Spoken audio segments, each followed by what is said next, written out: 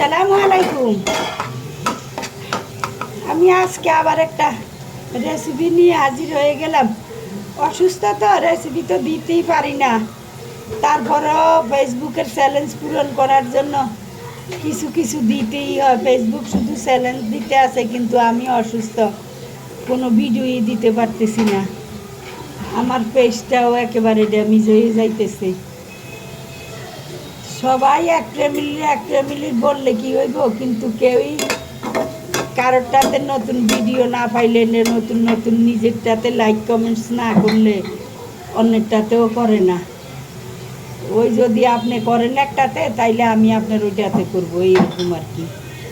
তাও অসুস্থ তো ভিডিও তেমন ছাড়তে পারতেছি না, পেজটা একেবারেই ড্যামেজ হয়ে যাইতেছে। ইউটিউবটা যেমন, ওই যে ফেসবুকটাও তেমন, দুইটাই আমার চ্যানেল আছে, দুইখানেই তো ভিডিও দিতে পারি না। আজকে প্রায় 1-2 মাসের মতোই আমি অসুস্থ। তো একটা রেসিপি নিলাম, বাজি করব,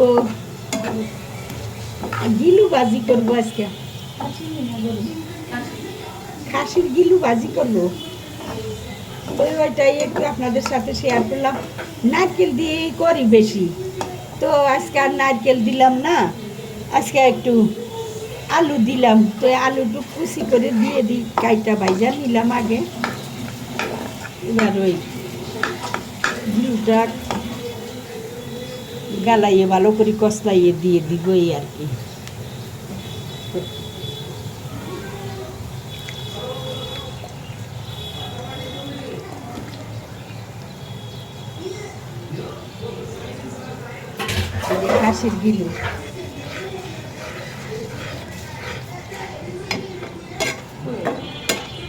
খাসির গিলু দিলাম আর কি।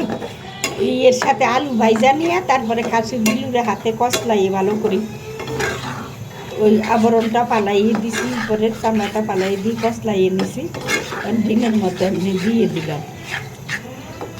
তো সবাই তো সব কিছুই রান্না করি, সবাই সব কিছুই খাই, তো এক একজনের রান্নার ধরনটা এক এক রকম হয়, এই আর কি।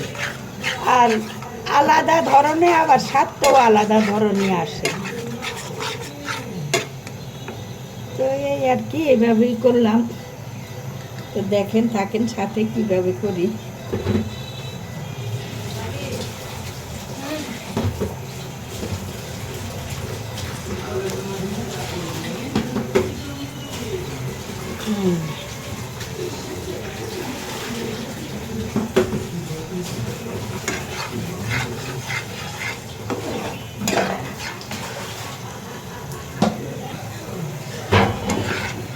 ডিম ভাজির মতো, ডিমের মতো গোলাইয়ে দিয়েছি। এখন এই যে আলুগুলার সাথে গিলুটা মিশে গেছে, এই যে এই পর্যায়ে আসছে আমার ভাজিটা।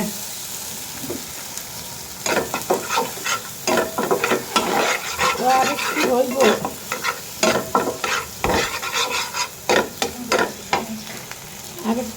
থাকেন সাথে।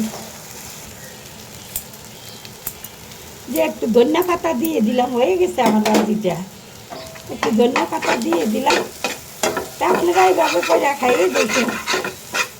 সবাই তো করেনি, করিয়ে তো এক একজনের রান্নার ধরন তো এক এক রকম, এই আর কি।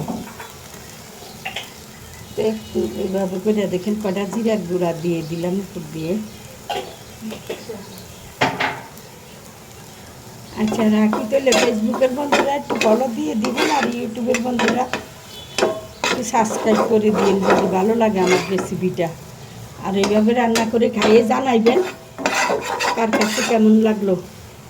আচ্ছা রাখি তাহলে, এবার আসসালামু আলাইকুম, ভালো থাকেন, সুস্থ থাকেন।